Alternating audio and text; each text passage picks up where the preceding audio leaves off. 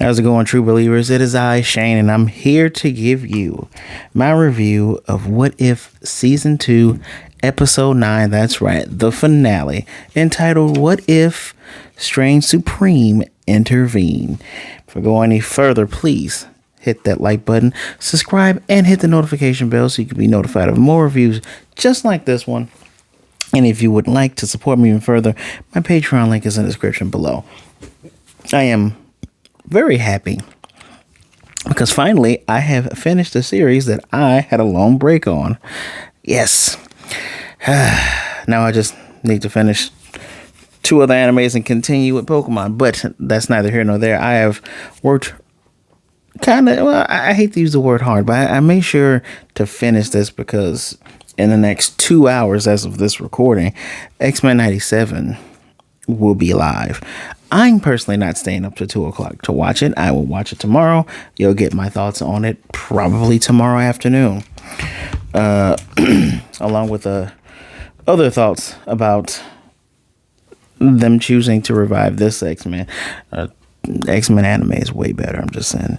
This episode, this finale, has so many Easter eggs, so many callbacks. This last episode was so fun. I thought that this would be like another multiversal team, because we saw Strange Supreme get Cohorty before, but that's not what this was at all. So let me start with this. One of the first Easter eggs is the intro.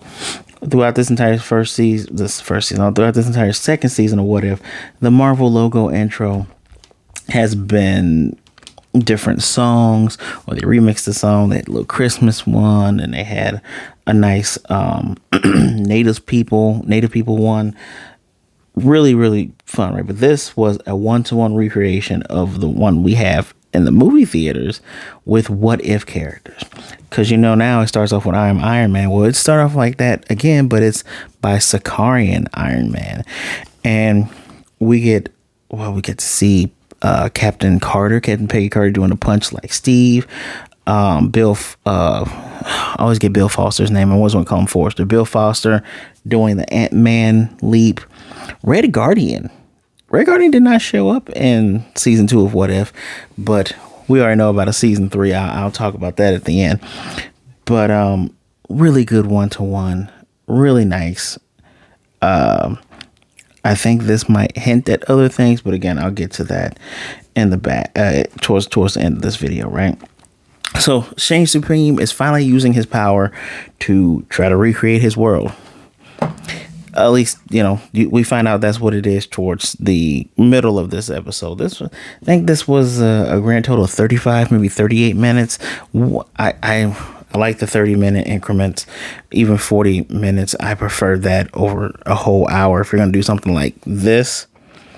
Plus, I know people prefer the long episodes. I think the Netflix series, those Netflix Marvel series kind of spoiled us with hour-long episodes, but for 30 minutes, I didn't really feel like it went by fast. But Strange Supreme is finally using his power to try to bring back his world. Needs Peggy's help, and Peggy's help is to go and get Cohorty back. And one of my questions is, how did he expand in that void? Remember, last we saw him, his universe is about probably as big as probably the size of this room, and somehow he has expanded it into the Sanctum Infantorum. That's a cool ass name, first of all. If someone doesn't make a multiversal team story using that as the base, you are missing out. That is such a cool ass name. I've never heard that name in comics before. Maybe it's existed. If any of you know, please let me know. But that's so cool.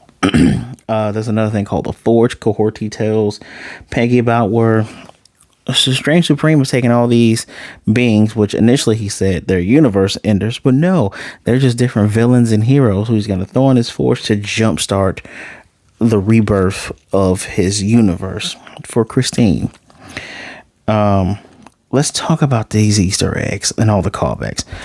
I remember I saw a gnome, and I'm like, why do I see a gnome? That gnome was from the Party Thor episode. So there's There's that. I think Party Thor was one of the Thors in here. There's a super powerful Thor. We get Evil Hela on top of Fenrir. She's controlling zombies from the zombie universe. Surtur shows up. They're going to have their battle again. There's Zombie Wanda, who Cohorty, I guess, knew maybe when she escaped Supreme Strange. Maybe she ran into her. Who knows? That other Thor I talked about, I don't know if he was evil or not. He just wore all blue and had super electric powers over him. He had a sword too, which I don't know if the sword was from the 1602 version. I don't think it was. Did he have a sword or someone else have a sword? I feel like there's a weird Valkyrie Asgardian looking Hulk there. The Freak is there. The Mandarin, Wenwu, is there. Cohorty's friend, I can't remember his name, starts with an A. Infinity Ultron, we know him, right? Infinity Killmonger inside that armor. A Super Skrull, Beefy Collector. I think a Wild West Peggy. Never saw that before, so that might be something in season 3. The regular Star-Lord with a red jacket. No one cares about him. The dragon from Shang-Chi, Korg, the Freak, Happy Hogan, the Freak, I mentioned Fenrir. And then for the weapons, you got like the All Sword.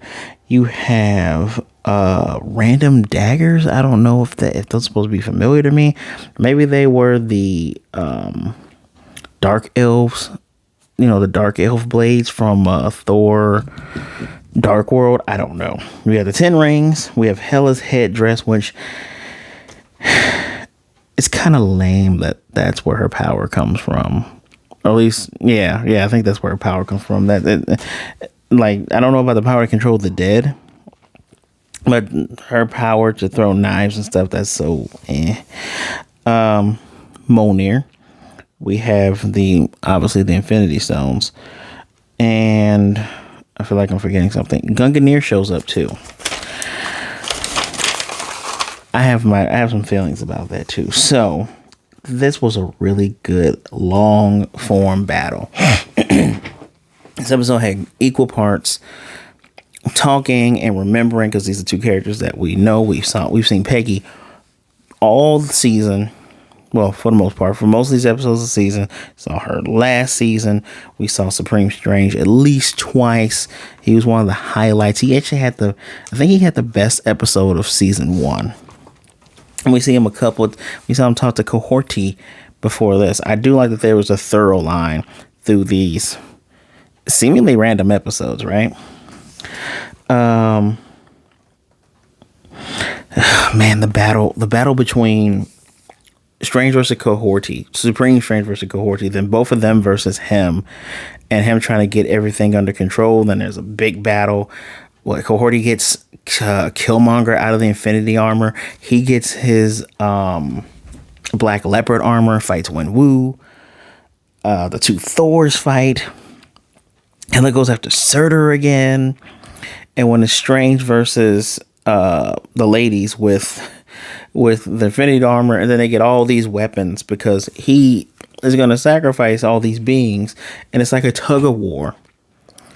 And Supreme Strange might actually be the strongest being in the MCU's multiverse, because they had to get all these weapons to beat him, and then he turns into a damn demon, like a straight up Balrog, 3-eyed, horns and all that stuff, with remember he sucked in all those demons, all those entities inside of him. He even does his cool triple purple dragon attack. But when he goes into that, they can't really stop him. And you do get a moment where Peggy has all the Infinity Stones in her hand, does an Infinity Punch, which I love the fact that they're treating the stones as they should have been treated in the Infinity, not the end game, where using the stones don't necessarily kill you. You don't necessarily lose your arm from snapping, or you don't necessarily, Killmonger snaps and gets rid of Thanos before Thanos fights the ladies, I was waiting for that. I was expecting that to be rough, but when he snapped, I said, "Oh, is it Tony?" No, it's Killmonger. And Really, really, really good. And since this type of animation is going to be used for X-Men 97, I expect that to look pretty good too. Matter of fact, I think I saw in a clip Rogue giving a Sentinel a DDT, like, or was it is that a DDT? Yeah, no, that's a DDT or Cutter. What if you know wrestling fans? If you know, you know. But the battle continuous episode battle was really, really, really good. And it's essentially about two people and how they deal with loss. Like, Strange cannot deal with his universe being gone and with Christine being gone. And that's where him and Peggy have a kinship, right? He's like, wouldn't you do this to get back Steve if you could? And she essentially is like, no, and Steve wouldn't want me to. I do. Like, he is so strong that he is able to still try to put Cohorty in this little crystal thing. He just bends the beams around Peggy. He's not even trying to fight her. There's mystical shields up and everything. It is funny that he is, at the current, was the strongest multiversal MCU being. And before everyone had to come together to fight Infinity Ultron, that was the strongest guy. Wow. Just wow. But they have different ways of dealing with it. And now that I think about it, I think Peggy can deal with it, not just because, you know, she has more resolve. Technically, her Steve is still alive. Steve plays the role of Bucky in her universe, which I like. I like a lot because it tells a different story. I enjoyed that she went through some of the beats that our Steve did, but I love the fact that her starting Avenger lineup actually had Wasp in it. I enjoy the fact that Banner was there too, which is funny. He's in that universe, but I don't know if he started on that Avenger squad. I like the fact that her Steve is still alive, right? So her romantic interest turns into this person who's still alive. He has to still be alive, right? You don't see a body. He blew up in the thing, which you can make another Captain Carter story. She doesn't have to do, actually, in her universe, when they have to fight Thanos, she won't have to go, oh man, I really want to get that dance with Steve, unless they choose to kill off Steve in that universe, which I think would be stupid. Do not do that. Have this be different, where we can have in that universe Captain Carter continuing forward and she's happy. Maybe they can have children together, and then you have the next, like, what if Captain Carter is the best Captain Carter? She doesn't get cut in half by Wanda either. So there was also movie references when Peggy figured out that someone had got loose. She said, what was it? Jurassic Park, Gremlins, aliens, collect enough dangerous things and they get out, right? Which is actually pretty funny, if those are the lessons that she took from watching those movies. I wonder if Steve actually took the time to watch those movies now.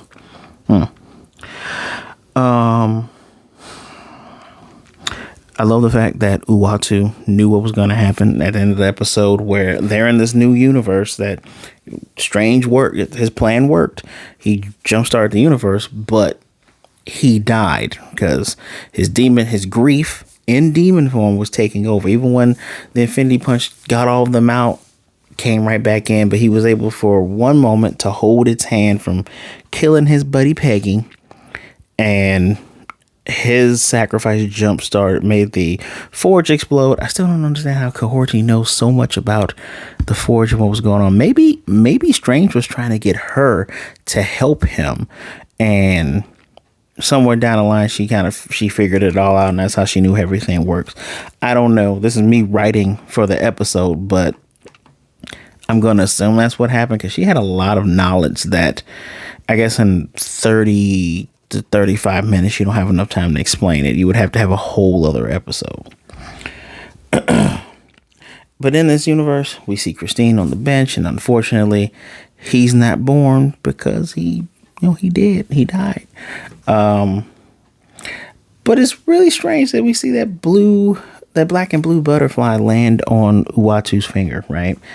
I don't know if it was a reference to Loki's multiversal Yggdrasil tree. We'll get to that in a moment.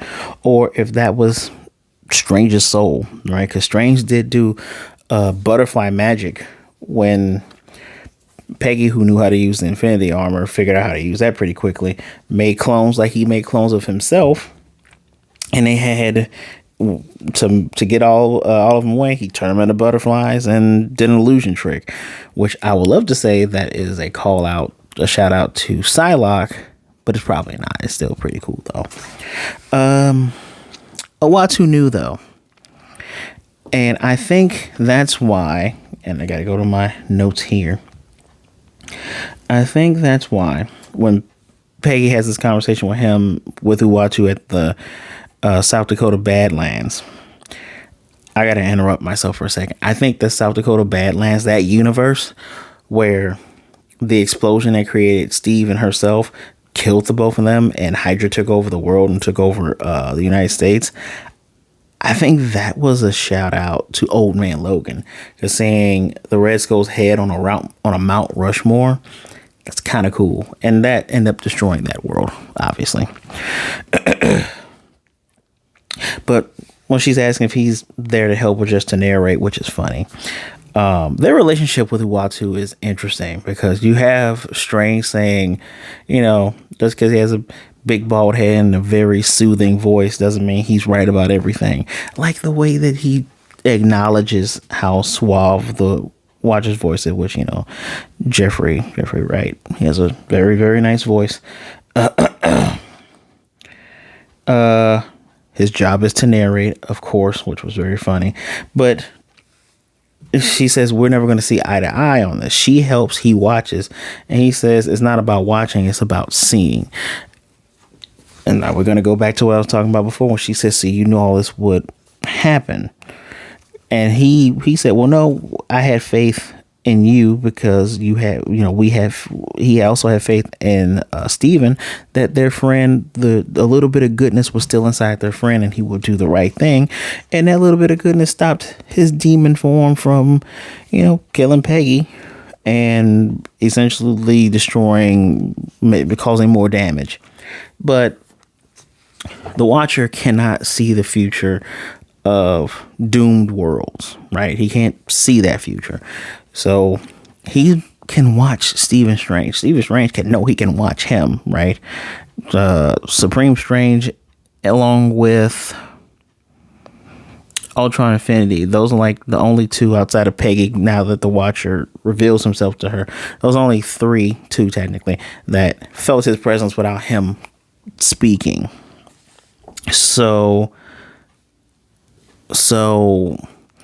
could the Watcher have watched this whole entire thing and just saw, okay? And again, him saying that, I'm going to go back even further. Let's go to season 1, when he finally intervened to stop Infinity Ultron. Want to get the name right, to stop Infinity Ultron. He probably saw after this point, okay, putting everybody back, they're fine, but because I'm counting on Strange Supreme to take care of this is going to put in forth motion other things. He's going to start collecting other beings. He's going to figure out how to harness whatever life force energy they have, and he figures out how to make the Sanctum Infantorum. You just feel bad for him. And actually, during their fight, I was actually kind of rooting for him. Like, Cohorty and Peggy were giving it to him twice. Like, the fight was going back and forth until the Balrog form came out of him. But I was kind of rooting for him. Like, I kind of feel bad for him. I feel like if he does this, maybe he'll get a good ending. And it's kind of a good ending. It's a bittersweet ending, right? A universe is brought back, but he's not in it. So the grief of Strange. What am I looking here? So, and then the ending. Let's talk about the ending, where he's like, "You finally want to go?" And she's like, "Yeah, but let's take the scenic route, right?" Peggy wants to see more of the multiverse. Peggy is a multiversal guardian, which, by the way, if she's in Deadpool and Wolverine, or she shows up in the Secret Wars stuff, y'all better not kill her. Do not kill that Peggy. All right, She needs to be one of the focal points. She needs to be cool. And then her and Steve need to talk. And then she goes, okay, well, you know what? I think my Steve might still be alive. Blah, blah, blah, blah, blah. But we see that giant Yggdrasil tree that we saw at the end of Loki season 2. Because when she says, you want to take the scenic route, he says, oh, just you watch. And it's there. So the Watcher also watched Loki do all that stuff to save the multiverse. He doesn't interfere. Just knowing that the Watcher's the thing. And we do see, I forget what the name of his race is. I know it's not wide. Well, maybe it is Watchers. But we saw them in Guardians of the Galaxy 2 with the Stan Lee cameo, rest in peace, with the hyper jump, right? So it makes me wonder if Uatu is hiding any of this stuff. I know he isn't, but again, I need / want Disney Marvel in these movies until we get to the end of that Secret Wars. I need to see Uatu's big old head in the sky and make it, unless you're paying attention to it and not the main thing of the movie, you'll see it. But over time, more and more his face gets visible and you're just going, the Watcher's here. And then you're going to have Peggy going, okay, if he's watching this, then this is really important. Yeah, season 3. Remember I mentioned about that intro and how like Red Guardian doesn't show up in season 1 or 2. So we've already got to confirm season 3. I will put the trailer for it in the description below. We already got Bucky and Red Guardian in that one. I have no idea what that entails, but I'm looking forward to season 3. What if technically can go on for as long as they want it to? You only do 9 episodes and there's so many different stories you can tell. So hey, give me 8 seasons. Matter of fact, give me 5 seasons in a movie and I'll be satisfied. Peg is a hero. Love it. Already mentioned that earlier. Oh, we do get a funny part where Peggy's about to explain zombies to Cohorty, and she's like, yeah, no, there's zombies. I know about zombies. Zombies are pretty universal, which is funny. The fact that zombies, every universe pretty much knows what zombies are. I mentioned that they do this before. Butterfly Dan. I mentioned that. Don't know about that. So my one gripe is that the third act of the fight, because the fight has 3 phases, not the chase phase, but it's the beginning when they're fighting him and they're using their abilities. He's like, you know what, screw this, I'm just gonna send the force down, and then they get all the weapons. No, then they're doing good, and then they get all the weapons at the third part, and I'm thinking to myself, how do they know how to use these? Again, there feels like there's a scene missing where Cohorty is, helping Strange Supreme out, learning about these different beings, and then realizes, oh, hell no, I'm not in on this plan. After maybe he called her friend. No, she just realized he was there. But maybe he did, and that's what made her turn. Or maybe he threatened to, and that's what made her turn against him and run away. The fact that she knew that she needed to use her Space Stone native powers to lift up the hammers because she's not going to be able to pick it up. Demon Strange, by the way, bit down on it and shattered it. So I don't know if that Thor is ever going to get a hammer again. Or maybe when the universe reset, maybe he did get it back. But how do they know how to use that? I get the sword because Peggy fought somebody with the sword before. The Infinity Armor, she learned how to do that. Hela's headdress didn't really do much unless those were the daggers I saw. I don't know. I just find it interesting that, and Cohorty was using the 10 rings. So, yeah, that's my only thing. Just how does she know how to use the 10 rings? Was it because she helped? How does she know X, Y, Z, and A, B, and C? But that does not take away from how good this episode is. That is literally just my one thing. Like, how? But she is a warrior. She is a super space stone being. Speaking of cohorting, you guys made a superhero, right? I expect to see her in the comics. So she'll probably be in the comics probably towards the end of this year, if not beginning of 2025. She'll be an Avenger or a Midnight Sun, but because there was a Native American Ghost Rider that was a Midnight Sun, and she was pretty damn cool. Spirit Rider is her name. I expect you guys to have her in the comics because we got Phil Coulson.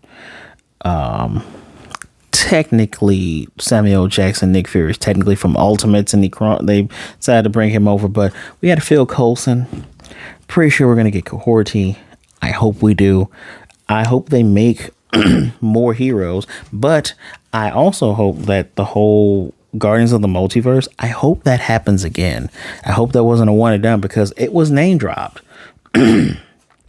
So, please. What If is probably one of my favorites of this Disney Plus run. I'm glad they started this. Is this Hawkeye? Personal favorites, by the way, people. This Hawkeye and Moon Knight. Realistically, Moon Knight should get a second season unless you're going to do a special presentation, a special 2-hour presentation, which is essentially a movie. So give him a season 2, please. I need things to be fixed with my man Mark Spector so they can forsake Khonshu. Because hell, what the Khonshu arc, that whole thing can be an Avengers movie in and of itself. But I digress. I've gone on far long enough. This episode, this ending gets a 5 out of 5. This entire season gets a 5 out of 5. Really good. Really good. They did better than the first season. They built on top of what they already had there. It was a layup, and they did a good job. Let me know what you think of season 2 in the comment section down below. What you think of the episode?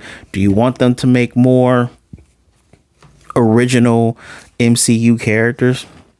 Because Cohorty is a good way of she was a good character, good backstory, good episode, good representation. She still spoke Mohawk when Wu still spoke Mandarin. He's the Mandarin, but that's a really good character.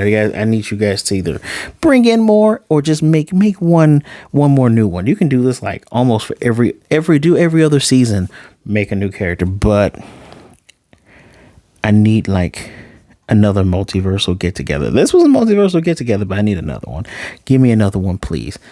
Again, let me know what you think in the comment section down below. Thank you for taking some time out for watching this, and thank you for being patient with me getting this out. Can't wait to see how that first episode of X-Men 97 is. Most of the presser people, or should I say, most of the people who have bigger followings than me have seen the first 3 episodes. I get the feeling everyone's enjoying it. I just don't like Storm's Mohawk. We'll talk about that later. Please be good, be blessed. Wash those hands. Drink you some water. Be safe out there. Be good to yourself. Be good to others. Either way it goes, please don't be a jerk, all right? Remember, there are people out there that care about you. Reach out to someone. There are people out there that would rather talk to you today than to miss you and mourn you tomorrow. I can guarantee it.